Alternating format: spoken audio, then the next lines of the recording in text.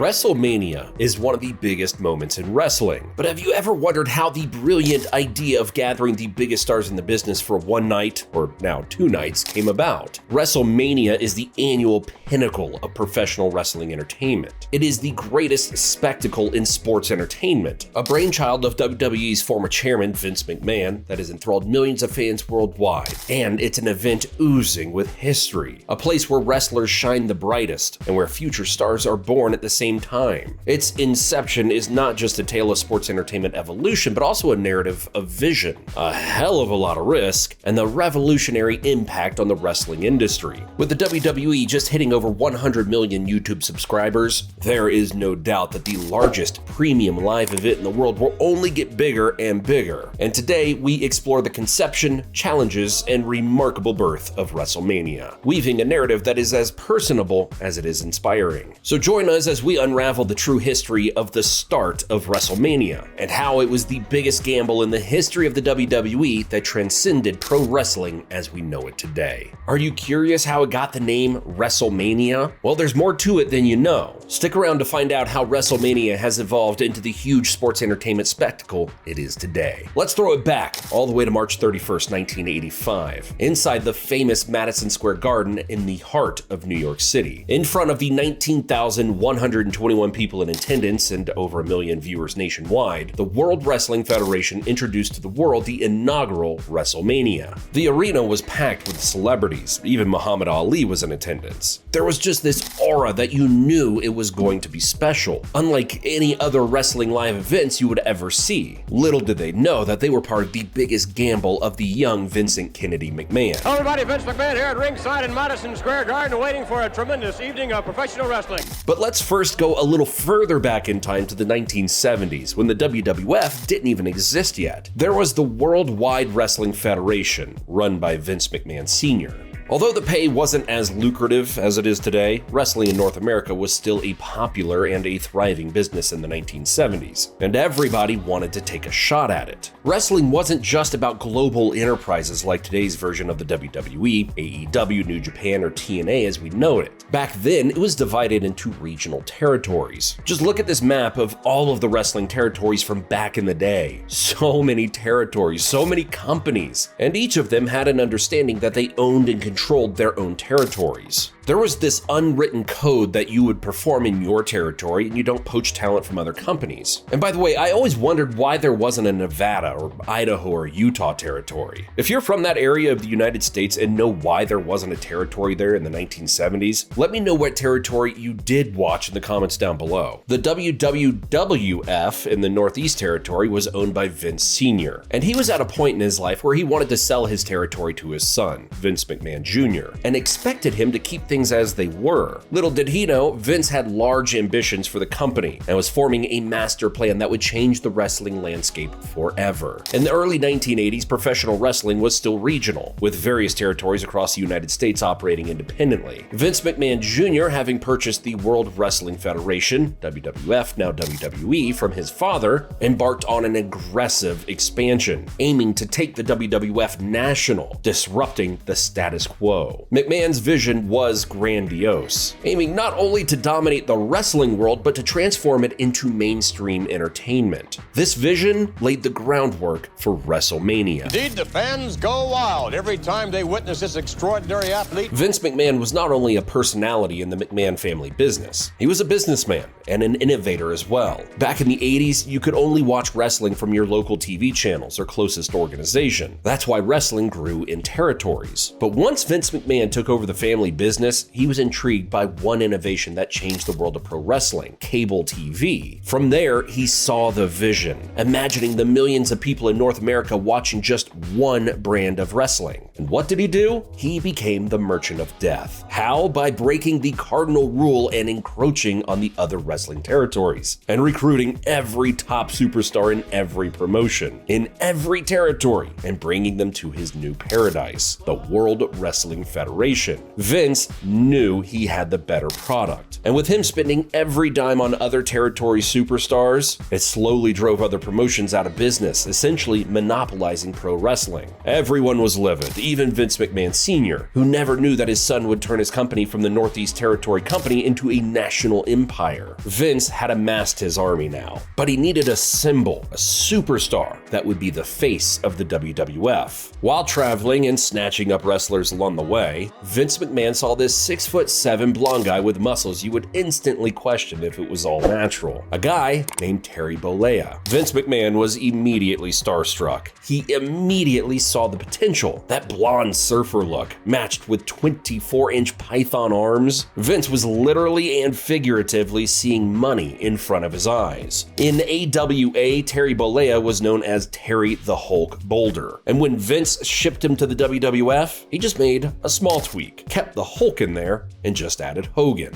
Hulk Hogan. And that right there was how a new era of wrestling began. With Hulk Hogan spearheading the reinforced WWF, Vince didn't wait for long to give Hogan the most prized possession in the company, the heavyweight championship belt. He portrayed Hogan as this larger-than-life superhero shining in gold that seemed straight out of the pages of a comic book. Vince McMahon had moved wrestling away from smoke-filled armory rooms into full-blown sports entertainment arenas. Hulkamania was soon running wild, and he was everywhere, from TV to sports venues to merchandise and action figures. He encouraged kids to say their prayers and take their vitamins. He appeared on the cover of Sports Illustrated, which was pretty impressive for an industry that was ridiculed by the regular sporting world. Now, Vince had his icon, but he felt that this company should have more to offer. He thought of all the major sporting events. The NFL has the Super Bowl, Major League Baseball has the World Series, and the NHL has the Stanley Cup. But what about the WWF? And with Madison Square Garden in his backyard, he knew exactly what he needed to do. Vince thought of a one-night extravaganza where all of the best wrestlers with the best storylines would culminate. It's a no-brainer. It would generate millions just in one event. But what would you call it? It should be memorable, like the Super Bowl. It should be forever synonymous with wrestling. Vince originally wanted to call it the Colossal Tussle, but it sounded wrong. Then announcer Howard Finkel thought back to the early days of the Beatles. In their prime, the phenomenon was dubbed Beatlemania, so why not call it WrestleMania? Now there was just one piece left: advertising. How could Vince shove WrestleMania down the throats of both wrestling and non-wrestling fans? Yeah, you might have guessed it, by incorporating the already bright lights of Hollywood and pop culture. Vince had the idea of capitalizing on the explosive growth of another new medium, this new thing on cable TV called MTV. The WWF was like an athletic rock show, and it seemed like the perfect marriage. The WWF and MTV would put on joint wrestling shows that had celebrity involvement and would air on MTV. It would be dubbed the Rock and Wrestling Connection. One of the driving forces that made WWF even more famous was Cyndi Lauper, one of the biggest pop stars of all time, managed by Captain Lou Albano, who came from the world of wrestling. The Rock and Wrestling Connection made a storyline out of Lauper's hit single, Girls Just Want to Have Fun. But of course, if you have a hero in Hogan, you ought to have a villain, and Vince chose Rowdy Roddy Piper. Piper began a talk show segment on WWF television, calling it Piper's Pit. There, he would openly belittle the Rock and Wrestling Connection, saying that pop culture was ruining wrestling and trash-talking Cyndi Lauper in the process, which led to a confrontation against Hulk Hogan. The two men faced each other in February 1985 on the War to Settle the Score, a special event by WWF and MTV.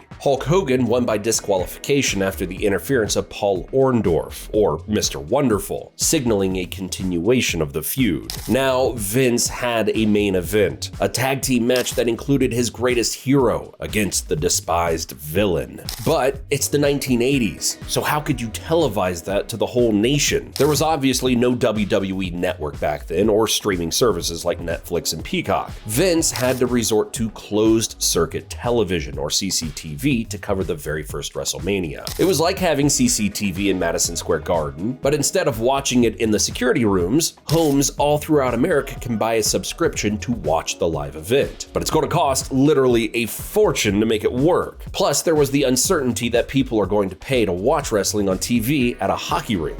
Financing the first WrestleMania was a pretty daunting task, but Vince gambled and put everything on the line for his vision, risking his business and personal finances. The cost went out of control, and it got to the point of no return. He would put everything into WrestleMania. He even leveraged his company. Not just that, but little did his wife know that they even mortgaged their house just to make WrestleMania happen. Either this was going to work, or Vince and the WWF would go bankrupt. He was all in. The event's success was far from guaranteed. Many within the industry viewed it as McMahon's folly, doubting its viability and potential impact. To exacerbate matters, the WWF faced stiff competition from rival promotions and a lack of support from cable providers, making the broadcasting of the event a significant hurdle. Vince McMahon kept adding stars to the card. Cowboy Bob Orton and Mr. Wonderful Orndorff would stand as the villains alongside Piper, and Hogan had Cyndi Lauper in his corner. And not just that, but he would have the celebrity, Mr. T, partner with Hogan in the tag match. Strangely enough, all of the entertainment industry had its eyes on this thing called WrestleMania. They had the legendary baseball manager Billy Martin as the ring announcer, Liberace as the special guest timekeeper, and even the mythical boxer Muhammad Ali as the special guest referee. It was a jam-packed Madison Square Garden.